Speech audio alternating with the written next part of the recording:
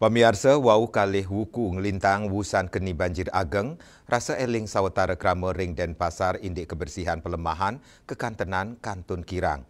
Indik ke inucap kecihnayang saking kahanan selantang tukad ring Gang Taman Sari, Jalan Wibisana Barat, Desa Pemecutan Kaja, Sane Kecemerin Lu.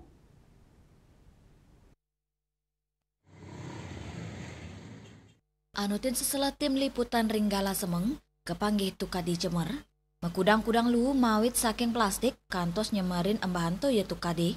Pikubet inucap nyinayang, rasa iling krama reng sejeroning ngemit kebersihan pelemahan Kantun Kirang, seng lempasang ajahan tri tekarane, inggi punika perkanti manusia sarang pelemahan.